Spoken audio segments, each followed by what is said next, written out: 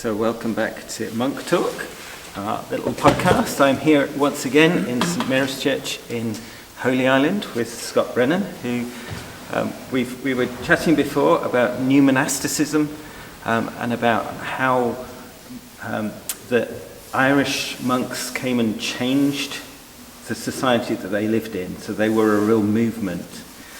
So most people who would normally just kind of be part of a church, they'd turn up on Sundays, they'd live a good life.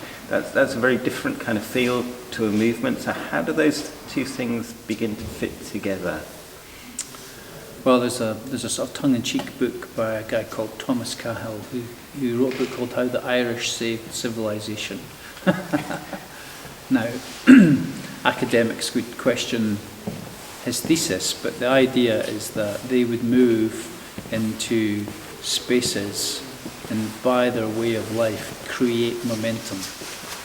Okay. And so, it would begin with the individual would work in community, and then there was this kind of organic growth.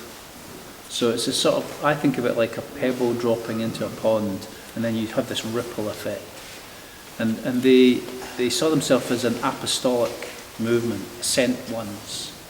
And so they went from place to place to place, and wherever they went, they would create these centres of mission that then trained and sent people out. So it was a reproductive DNA.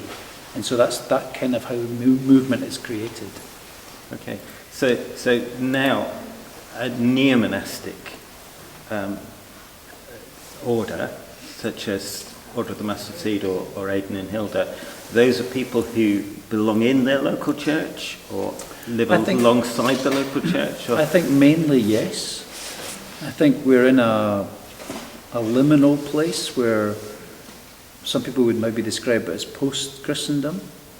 So there's less and less people are part of church as we would think of it within a Christendom setting. So one of the questions around new monasticism is, how do you express church in post-Christendom? I know it's all lots of jargon in there, but what does it mean to be a follower of Jesus with other people in a place that you live? Okay. And what's the answer to that? I don't know. Okay, so neo-monasticism, living this life according to a trellis. Yes. That's based on these principles and that's got these practices built in, is one way of living out your faith. It's not the only way. Well, I would say it's the way of Jesus. Okay, so it is the only way. I think it's the way of Jesus. So I don't think it's the only way, because people have choices, don't they, to make. Okay. I think if you look at the life of Jesus, you see those practices. You see him going away to places up the mountain or to the lakeside. You see him, before he makes big decisions, he goes to pray. You see him discerning together with others. There's a way of life which is the way of Jesus.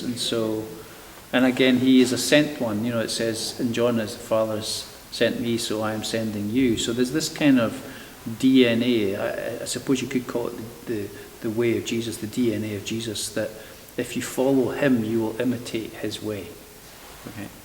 So I'm obviously biased towards this, but I think what's happening in post-Christendom is that people are looking for something with more authenticity, rather than, and this is the danger of when you put a trellis in place, you create a system rather than a way of life. Okay. So there will be people who will say the local church is the authentic way. God, when he came in Jesus, he set up the church, and the local church is the expression of that, and that's the way that you should be doing this. And anything outside of that is kind of, well, we might call it parachurch, or we might just call it. Yeah, I don't believe that. I don't believe that. I believe that the church is so much bigger and broader and wider than that. I do think that there are local expressions, I think there are regional expressions, and I think there are translocal expressions. And you see all of those things in Scripture. The difficulty is that we've kind of picked up a kind of Western Reformation mindset, which has narrowed the church down to probably buildings, clergy, services. And rotas. And, well, rotas, yeah, you need rotas, don't you? But I think if we're going to look at post-Christendom and what does faith look like now, when you look at other cultures that are not Western, whether it's China or anywhere that's not a Western culture, they're not asking those questions. They're expressing church in a very different way, and again, it's movemental. So some of the fastest growing churches in the world right now are in Iran and China. So they're not Western cultures. They're not clergy centered. They're not building centered. They don't have a special building or a special day.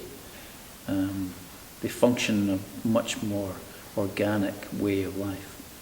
So it is bringing the way of Jesus into what we do on an everyday basis. Yeah. Much more than belonging to an institution.